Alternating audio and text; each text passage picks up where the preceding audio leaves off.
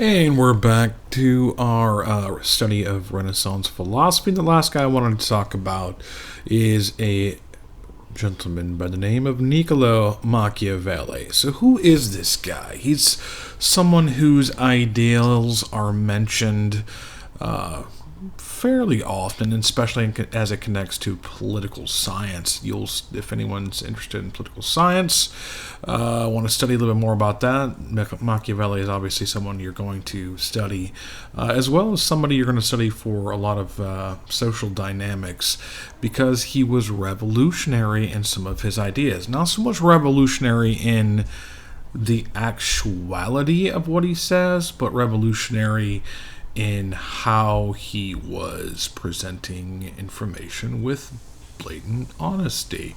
So, without further ado, let's go to Machiavelli. He is from the city-state of Florence. Now, historical context of Florence we've talked about a little bit. It's one of the most important city-states in Italy. It is proving to be the epicenter of the Renaissance.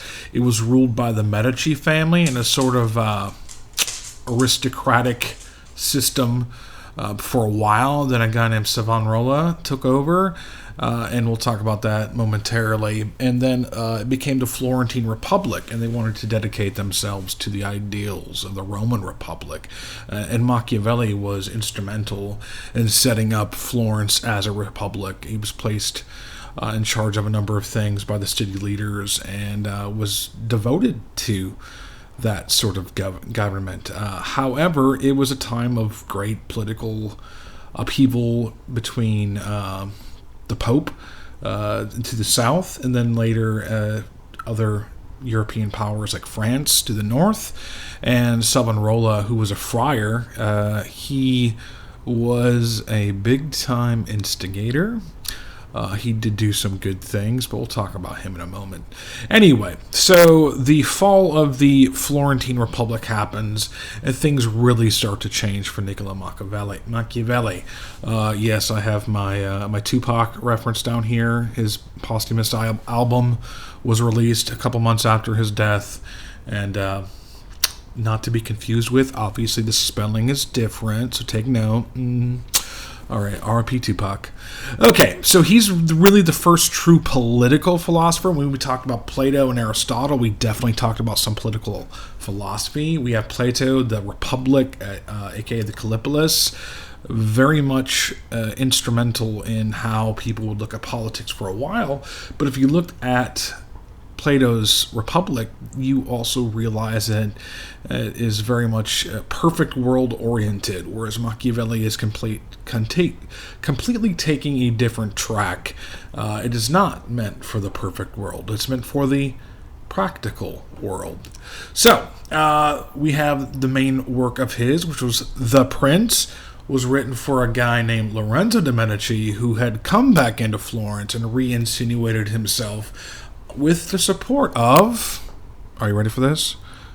Julius II, the same man who was called the Warrior Pope, the same man who commissioned the Sistine Chapel, and the same one who was the object of Erasmus' distract and Julius Exclusus. Anyway, this work, what can we say about The Prince? Moving along. Just waiting for technology to catch up. Oh, that's not it.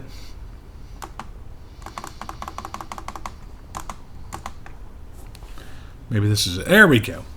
Okay, so what he wanted to say in The Prince is that good Christianity and good leadership were incompatible. As in, you cannot be a good Christian while still being a good leader. That's what Machiavelli was saying. Now, there were some later on who said that this was the influence of Lorenzo Medici, who he was either, one, trying to suck up to, or two, trying to...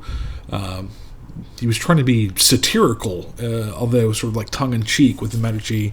Like, Medici just ate this stuff up. But Prince... in The Prince, that may have it may have been more oriented towards just a very harsh look at the way life is, and he may have been better at that time. We don't really know. And even other philosophers later on, like Jean-Jacques Rousseau, thought that The Prince was meant to be satirical, which it may have been, but in terms of political theory, for a lot of people, it hasn't really been all that satirical. Because a lot of what he says is true. If you think about tenets of Christianity, and then what it takes to be a good leader, some of those things they're not compatible. And there's a reason why. He's calling it as he sees it. Okay, so what do we have? He says that in order to be a good leader, one must reject the idea of being honest. So we like our politicians to be honest, right? Unless we don't. We like them to be kind and virtuous, which often they don't. I mean, it's sort of the running gag with our culture, right? Politicians are corrupt. We expect that. We expect someone to be a politician to come with like a DSM diagnosis for something psychologically wrong. We don't look very kindly on many politicians, if not the majority. Most, I almost want to say more than the majority of politicians. Of course, we think that there are some good ones, maybe the ones that we vote for or whatever. But by and far, our society sort of rejects the virtuous nature of politics. And that comes from Machiavelli. And even though we don't acknowledge him as sort of the honest person shining a light on it, he is the honest person. Okay, I know Diogenes maybe would find him refreshing. Okay, so a good leader should also be willing to use violence. A good leader should be willing to, tapping my fingers, lie. Also, a good leader should be, I guess, morally exempt is a good way of looking at it. Where we would apply ethics for most people, for a person in the position of high leadership, we sort of expect them to be unethical and to treat external threats harshly and even internal threats harshly. And then, of course, lastly in this bullet, we have should not be viewed as soft. The leader should always work for the benefit of the state and be strict, but at the same time also be reasonable. Machiavelli isn't advocating for despotism or dictatorship or monarchy or anything like that. He's just talking about the quote-unquote leader, and what that means for him is someone who's willing to bend the rules, break the rules. When we talk about Friedrich Nietzsche later on, this is sort of what he would call the Superman, the Übermensch, somebody who makes his own values and lives accordingly. Of course, Nietzsche would have read The Prince by Machiavelli and probably have taken some of his inspiration from that, although in Nietzsche, it's not just a matter of leadership that he's talking about. Okay, so a little bit more about this in terms of Savonarola. I told you I was going to mention him in our Savonarola. I'm fairly certain I spelled that incorrectly, but whatever, forgive me. Savonarola, he is cited as a tragic example. Someone who was a good man, who came along after the Medici and tried to do good things for the people of Florence.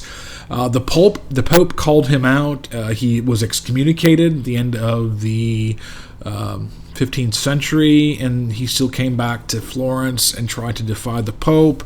Eventually, people just sort of got tired of him, and I threw this 1980s classic. Not really, it's not that good. Although it does star the beloved Tom Hanks, the much less beloved Melanie Griffith, and the iconic Bruce Willis. Of course, it's not a movie you hear about because it's just not very good. But the title of it was called The Bonfire of the Vanities. This is something that happened during Savonarola's. Of course, it doesn't have anything to do with the movie, other than just the name. But Savonarola wanted to bring all the things that he thought were vanities.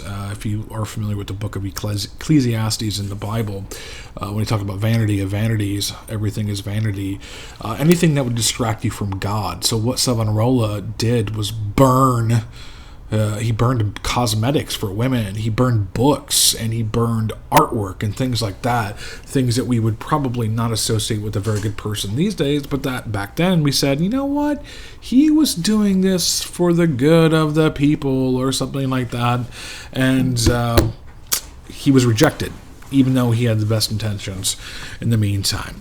He, of course, spoke out against the perverted, corrupt political systems at the time, including the papacy, and of course he paid the price. He was hung, along with two of his friar friends, not Friar Tuck, but friar friends, at that time. Okay, so going back to, besides the historical example of Savonarola of why good people can't lead, he says the good leader should exhibit these virtue, wisdom. Okay, makes sense. Sure. Strategy? Absolutely. Strength? Yeah, all right.